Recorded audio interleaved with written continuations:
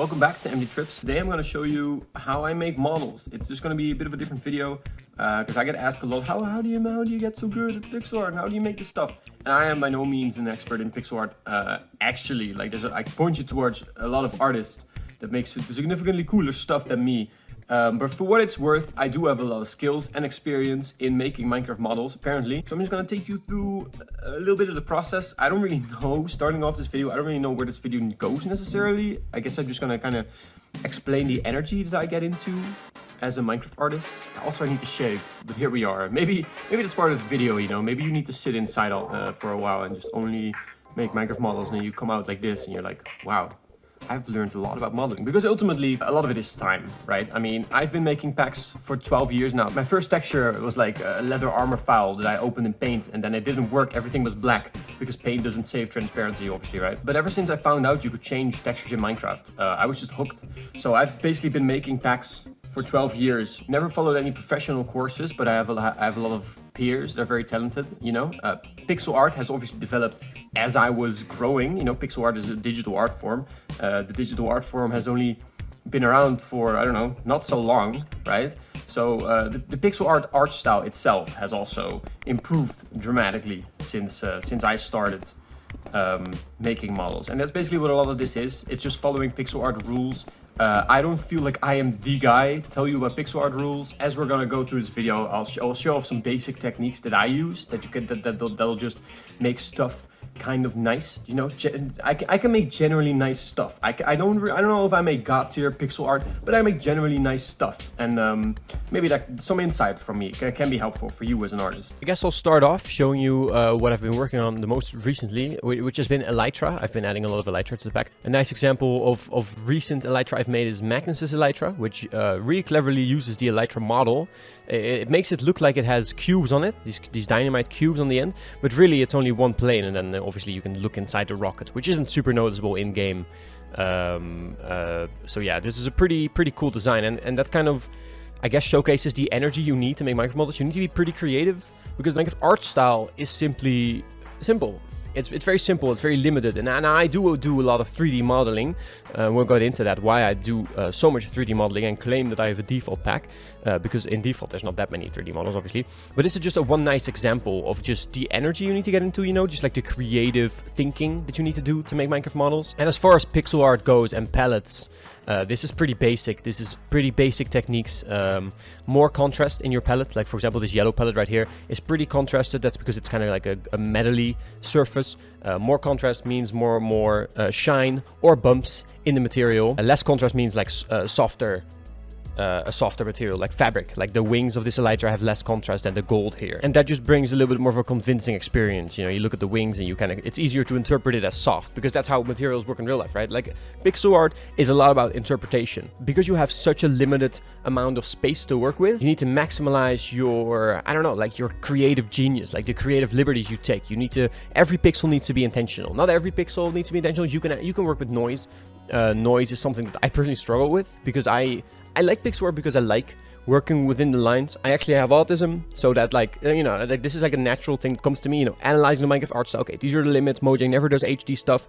If they do, it's pixel inconsistent mobs, and it turns out they redo everything over time. Like I actually did pixel consistent bats in my pack before Mojang did theirs. So that's just one of those things, you know, you analyze the art style, you can see what Minecraft is supposed to be. That's a lot of this, right? It's analyzing the art style, seeing the limits, and in my case, I also took the other Minecraft canon games, like Minecraft Dungeons, obviously has much more detailed models, but still simple. So I don't know. It's about analyzing what the Minecraft art style is. Just again, a lot of experience, you know, just looking at it. And maybe you need a certain mind for it. If you're watching this video, you probably have the mind for it. Otherwise, you wouldn't have clicked on it, right? Maybe you are an artist, or maybe you're just interested in how I make stuff. But yeah, a lot of it is about mindset, analyzing the Minecraft art style, like I keep saying. And then this is the end result of that. I've just decided that this Elytra fits the Minecraft art style. You know, it's not something that's in Minecraft, but you have to consider the Minecraft art style itself has also developed. You know, it started off and we had cows that have really flat faces, you know, and they're really weird proportions. Like I reworked the cow for my pack,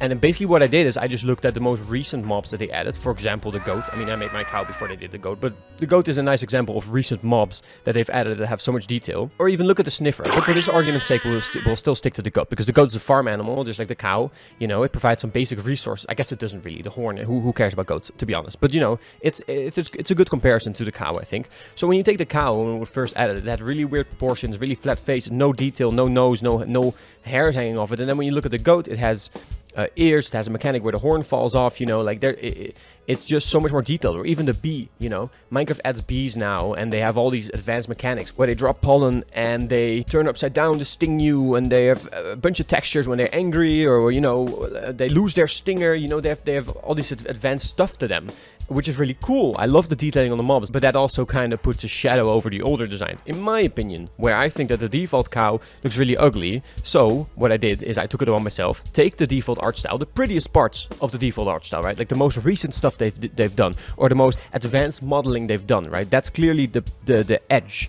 of the Minecraft art style. And I guess I pushed it a little bit further because I incorporate Minecraft Dungeons into my headcanon. And Minecraft Dungeons obviously has stuff like hammers, which is a mix of a flat generated item sprite and a cube for the hammers, you know, hitting part. So I take those parts of the Minecraft art style, the Minecraft Dungeons art style, I incorporate it a little bit. But for the most part, I just look at the newest stuff that they've added, the detailing that they do. That they've now decided Minecraft is, you know, Minecraft has gone through a texture update, it's gone through many art style progressions, I guess. And that's how I came up with the cow. So again, it's a lot about perspective. It's a lot about, you know, just energy, about mindset, about just... Maybe it's also a lot of love for Minecraft. I really love Minecraft. I have a Minecraft tattoo. Look, I have 3 hardcore hearts. You can see them right there. Hardcore is pretty clever, right? And as I get older, I could even black out the hearts. Like, I just really love Minecraft. So to me, this all comes really naturally, and I really care about the modeling I do. I know it's silly, but I like to imagine that I'm creating a platform for people to, you know, have more fun in Minecraft, because I love Minecraft so much. And I think Minecraft deserves better. Not putting shade on the Mojang devs at all. I don't respect how hateful people are of the Mojang developers. But since I'm so passionate about it and it's fun for me to model, I've just taken it upon myself to improve Minecraft and give it the stuff it deserves. And that's how I ended up with my texture pack. A good example of Minecraft deserving better is the cows. That they don't change. They changed the texture of the cows in the texture updates because the pixeling was just horrible. You know, they've transformed everything to proper pixel art. Something to take away in your modeling also. You know, you have to... I don't know, I guess that's how I learned also. Look at other people's pixel art, Google pixel art techniques. There's a lot of diagrams people have made with like rules on it and like tips and whatever. Ask artists around you, befriend artists, you know, hang around with artists, look at other texture packs. You'll figure it out. But anyways, so they don't add more detail to the cow, right? But the creeper is another example where the creeper is too iconic, you know, where the creeper texture is used in merch, and I don't know, like the creeper texture has like 100 colors or whatever. That breaks all the pixel art rules. Pixel art is about limited palettes and limited colors, you know, and a very intentional pixel placement. Where the creeper texture is literal noise. I don't know if that's 100% true, because apparently it's like the leaf texture with white under it, like a layer of white under it. But still, the old leaf texture was basically noise. So the creeper currently that we have in the pack, even the Japified creeper post texture update, is inconsistent with the Minecraft style, right? So that sort of stuff you have to watch out for. I mean, I don't know. I mean, you don't have to watch. That's how I develop my pack anyways. Like, that's how I decide to go into the game and go, okay, Minecraft deserves a better creeper. And you know, same with the cow. Mojang doesn't rework the cow because the cow's seen everywhere. They have Lego cows, probably. They have, you know, plushies. They have merch. The cow's face is very iconic. If you look at the fact that it's only a flat surface is smart. You can make sure to print the flat face of the cow on there, instantly recognizable. But in game, I just think it's not so pretty. So another little tip is to load your models in BlockBench. I use paint.net to edit my textures for the most part. It's a great tool. It has layers, so you can layers are like an essential tool that you need to have in your tool set. Like, just use paint.net for I use it for a lot of stuff. It's really easy to drag stuff around and to just I don't know. It's also really easy to change palettes in paint.net. You have your little tool menu here. Change the flood mode, for example. If you want to, if I decide like, fuck it, I want to do a different version of this, then I can just select the colors, and because it's pixel art, you only have a few colors in your palette, as you should. And then if I want to say, you know, change all of this, I have a different palette, I can just, you know, pick a fucking color and just change it up. You also want to keep a copy of the default textures around, because well, mostly for palettes and just seeing the techniques used. I mean, since this is a video about the, you know, Minecraft models, it's generally good to keep an eye on these textures. I use it a lot for reference on palettes mostly. If you go into textures, then entity, You can find all the textures here. For example, when I made the Guardian Micro Shot, which is a real-life Nerf weapon, a collaboration with Minecraft and Nerf. So that's why I incorporated it in my pack, because my pack is like canonizing all the stuff of the Minecraft multiverse, right?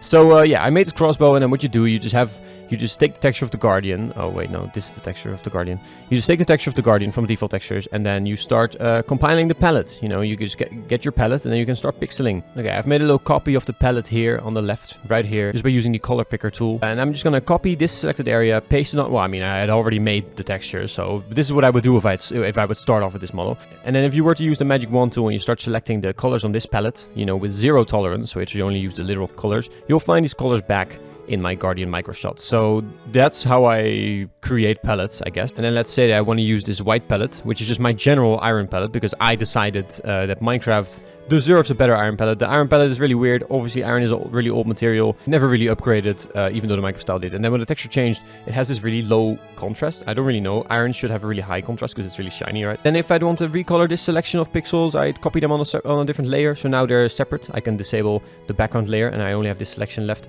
Then I'll copy the palette from here and put it over here, and then I can just simply put them together. I'll use the color picker tool. I change it to switch previous tool, and then I just remember the keybind, which for me is K. I'll press this tool, the bucket tool is the one we want to use, and we want the color picker to change that tool after it selects the color. And then when we select this color, it'll instantly bring out the paint bucket. We can make sure your flood mode is set to global, and then you can just click the lightest color right there, boom. And then you press K again, and you take the next color, and it automatically goes back to your bucket, and you just keep doing this. It's really easy. Well, we had more colors, but anyways. See, so you can also just recolor textures you make. Like, for example, I have the Guardian Micro Shot, and I also have the Elder Guardian Micro Shot. Just select all the elements, change the texture to boom. You can just see it right here. And why I don't open this as a model in here. If we go to the actual folder where my crossbows are, Elder Guardian Micro Shot, right here it is. It is actually a parent model. So it actually just parents the normal Guardian Micro Shot right here, and then it just applies my Elder Guardian texture right here. But we've done it manually in BlockBench now. You'll kind of want to do things like this, because BlockBench is really nice. You have shortcuts M and B. You can customize them for, again, the color picker and the brush. And you can just kind of pixel like this. It's really useful to look around your model. And ultimately, it's just one of those things. You want to spend a lot of time within BlockBench just doing this, getting the hang of it, and then combined with Paint.net, you can do some really powerful shit. We'll take a look at my spider right here, because next up is a little tip on texturing. It's hue shifting. This is a really nice palette for my crab. And one thing you'll note is that each color has its hue shifted a little bit, which is always better than just a straight up color ramp. Like, for example, if I made a straight up color ramp, I would just take this color on the second color in my color picker. I would just put the same color, and then I just make it literally darker. You know, we'll make it a lot darker. And then we could also just do this, make a selection area like this. Let's say that we want a 6 color palette. We could just use the gradient tool and just like this, create a palette like that. But then you just have a straight color ramp, right? From lighter, all it just changes that little value. It doesn't make it much interesting. That's why my palette is better, because it's hue shifted. It's just a bit more alive. And what you could do if you want to manually make this palette more alive, you could just select each individual color. Or I guess you could do all the colors and then move downwards. Use the hue saturation tool and just literally shift the hue. You know, let's say I'm going to make it a little bit. This is a very powerful tool. You only need to shift a little bit. Move this selection down a little bit. Take this bit off because that's not part of the palette. And then just keep repeating that. And then you'll slowly we're actually basically creating that texture again, my palette. So this is actually a great way to show this off. See, you just keep increasing the hue, and then each shade of orange will, instead of just getting darker, it will also get a little bit more red. You could go either way. With this, you can make it. I could have made it a little bit more yellow, but I think for the crab it will be better to be red. This is actually very similar to the palette that I have. So this is probably what I did. I don't really remember what I did, but it's a good palette right there. We created a good palette just now. Good job. Look at that. Look how close that is. It's pretty close, right? The color, my palette's a little bit different, and it has a lot less colors than the palette we just created. Oh no, it has one more. I missed the color. I missed the lightest color. Okay, so my palette for the crab arm at least has 5 colors. There you go. A little bit of a tip for hue shifting. A little bit of a tip on palette making for you right there. Working in BlockBench, by the way, you want to make sure that you're using Ewan Howell's CEM template loader. You can just go to File, then go to Plugins, and then right here you can see these are the plugins I have installed. This is Ewan Howell's SEM template loader. It's essential, so you can just load up any mob If we go to tools, template of supported entities, those are the ones you can export with Optifine. And then basically you select any mob and you can get going. And then, well, this one doesn't come with the texture. That's where the default texture pack comes in, right? So we might want to take the zombie PNG and just literally drag it onto there. Import texture, and it shows up right here. You have to press it, it activates, and then you can actually start customizing that texture. You can start doing whatever you want to it. You can change it around. You can make it really nice, like what I'm doing right now. GG's. This is how we do it. Another great tool I wanted to show off is Comigo's palette generator. You can kind of just select a preset here and then just have some fun with it. You can change a lot of stuff. You can even, I think this automatically might use shift. You can also change it up. You can change everything, make everything just generally more bright. Hue range, I guess that could be nice. Don't have it at 0, but this is nice. Curve factor, yeah, you can just do a lot. It's a really useful tool, and then you can press PNG to export the palette, and then right there, it's a really small PNG, perfect for Paint.net or whatever program you want, and then it's exported this. Was this the palette? Oh, I guess it is. Look, this is the palette. What's this? You can do even more. You can even customize it, whatever. Or to be honest, I don't really use that. I mostly just use Mojang's palettes and customize them, or I literally just create palettes like this. You can also use shift in BlockBench like this. You just change the hue. So if I want to make a little bit of a darker palette, I go like this, and then I want to go into the green. So I go like this, and then that was a mistake. I shouldn't have made the palette green because the zombie is green, and I also didn't make it darker. You have to also make it a little bit darker. So you see, we're getting a palette as we go. A lot of palette tips in this video. I hope they're also palatable tips. Get it? Palatable tips. Look at it. This is a palette. Wow. I hope I have a palatable face. Maybe not. I really need to shave. I could have shaved before the video. I didn't. And now it's a part of the canon of the video. So here we are. I can probably keep going on and on about texturing and palettes. But for now, I think this is good for a first video. One last tip, leaving you when you are creating your textures. Generally, making a robe like this. This is mostly Mojang's robe, maybe. I don't actually really know. This is just a model where I add the crazy head, and obviously I customized the face a little bit of the illager. This is a super basic tip, but have lighter colors next to, don't have them next to the darkest color. Obviously, in this case, it's not that high of a contrasted palette. We'll use the head palette, for example. This just looks weird, obviously. I guess you can use, this is one of those examples where you can add noise, and this is actually not too bad for this texture, because now it just has a bit of a freckled face, because he has such a big head, so there is actually room to add details like that. But I wouldn't use this light of a color then I would use the one over, the one next to it. And then I might even do this. See what I did there? See how I am keeping it? Maybe not all the way, because if you do it all the way, it's a little bit too linear and too predictable. You want to have it be a bit more random. I might not even want this spot, this one, on the same line as this spot. So what I'll do is I'll move it one down, and then I'll also lower the color. Right? Because now, it's just like this, which I think is a little bit better. And then I guess you could even do this, because now this still works. I guess it's still on the same line now, but you get the point. Try to have colors sensible next to each other. Like this one obviously sticks out like a sore thumb. It should be this color. And then this one next to it is maybe a little bit too dark. We could do this. And then this one is too dark, and you do that. And that's how you kind of just make your textures. And then maybe this is weird, and you keep it like that, and then you keep it like that, but then that is good. You know what I mean? It's a bit of trial and error, but for the most part, it's just experience. You just gotta do it. You just gotta keep making shit, and don't, I don't know, share your models with people. And if people tell you you are good, move to better people. Show your art to more critical artists, because I'm not so nice critiquing people's art. Like I don't want to coddle artists that feel like, okay, I've created the best thing ever now. Great, I'm not gonna improve. You need to improve. Put in your hours. I bet I've spent at least 10,000 hours making packs. For sure. It's definitely the most played game, Minecraft. And I don't even play it. I just have it open to test in creative mode. So good luck, beating me in enthusiasm and passion. But it is a genuine challenge. Like I love it when people make packs. I love seeing good models. So get good. Literally, get good. I'm not going to coddle anyone, making them think that they're making dope shit, when I'm out here making shit like this.